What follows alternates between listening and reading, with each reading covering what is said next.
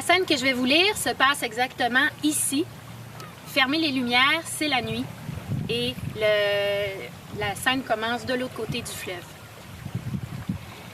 Ils arrivent par le fleuve, le bourdonnement de leur zodiaque éraflant la torpeur nocturne quelque part entre l'île Madame et l'île aux Ruaux.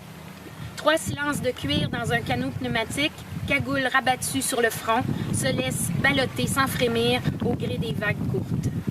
Ils ne broncheront pas davantage quand il faudra par 2 fois arrêter leur esquive devant des cargos qui profitent de la marée montante. Au passage de ces paisibles pavés de lumière, le battement des hélices, puis la houle du sillage les repousse vers le sud.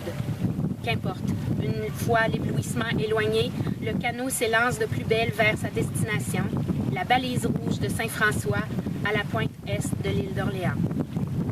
Ils coupent le moteur à quelques centaines de mètres de l'anse verte, achèvent leur avancée à l'aviron, la marée dans le dos. Ils n'ont aucun mal à repérer leur cible. Il s'agit du dernier des chalets adossés au cap, le plus isolé à l'est, tapis sous les arbres. À mesure qu'ils s'approchent de la bâtisse, qui s'expose sur un seul niveau par une vaste baie vitrée, ils distinguent l'intérieur fade en préfini, prélat, formica, éclairé crûment par l'ampoule nue du séjour.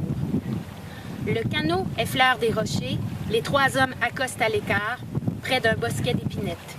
La femme est là, attablée devant un ordinateur portable, nuque droite, épaules tendues sous la camisole noire, un carré de cheveux blonds tombant sur ses yeux tandis qu'elle pianote frénétiquement. De loin, une gamine, frêle et innocente, qui planche sur ses devoirs en retard. Rien à voir avec la quinquagénaire aux traits durs dont on leur a remis la photo. Selon ce qu'on leur a indiqué, elle ne tardera pas à partir, ils auront bientôt le champ libre. Les motards dissimulent l'embarcation derrière les épinettes et sortent leur bidon d'essence. Le scénario avait dérapé bien avant le déclenchement de l'incendie, bien avant que la fille se décide enfin à partir. En réalité, tout s'était mis à foirer à la marina de Saint-Michel, quand le plus vieux des 3 motards avait dû se résigner à prendre avec lui 2 recrues, 2 petits morveux apparentés au Big Boss. À peine 25 ans, quelques vols de voiture pour toute expérience de terrain. Dès la mise à l'eau du canot, quand l'un des gars avait trébuché au moment d'embarquer, le meneur s'était dit que cette mission, somme toute facile à accomplir, recelait une foule de problèmes en puissance.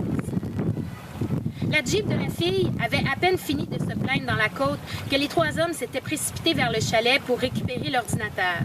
Un coup de pied à la porte dont ils n'avaient pas pris la peine de vérifier la serrure et ils s'étaient empressés de faire main basse sur le matériel. À leur sortie du chalet, les motards s'étaient retrouvés face à face avec un foutu chicano à casquette. Les mains en l'air, l'homme avait reculé en balbutiant les mots coupés et cartes de poing, mêlés à des supplications bourrées de por favor. Il n'avait pas eu le temps de détaler que l'une des 2 recrues avait plongé sur lui, l'entraînant au bas du perron, avant de l'attraper par la nuque pour lui fracasser le crâne contre du béton. 1 fois, 2 fois, 3 fois. Laisse ça, faut finir la job. La dérape, c'était aussi la faute à cet été pourri qui trempait le bois du chalet depuis des semaines. Malgré l'essence, les bardeaux de cèdre fumaient plus qu'ils ne flambaient. Tant pis, il faut y aller. Et les cris du témoin avaient sans doute réveillé les voisins. Les 3 hommes avaient embarqué le cadavre avant de pousser le Zodiac dans le fleuve. Heureusement, la marée presque haute ne tarderait pas à effacer leurs traces. Ils avaient levé le camp trop rapidement pour être discrets, s'étaient engouffrés dans l'obscurité, filant à toute allure vers les 2 îles d'en face. Il fallait faire vite, impossible de rentrer sur la rive sud avec un corps à bord. La corde de nylon glissait, les nœuds avaient été réalisés à la hâte et aucun poids à bord pour lester le cadavre. Ah, finissons-en une fois pour toutes. 1, 2, 3, c'est bon, accélère.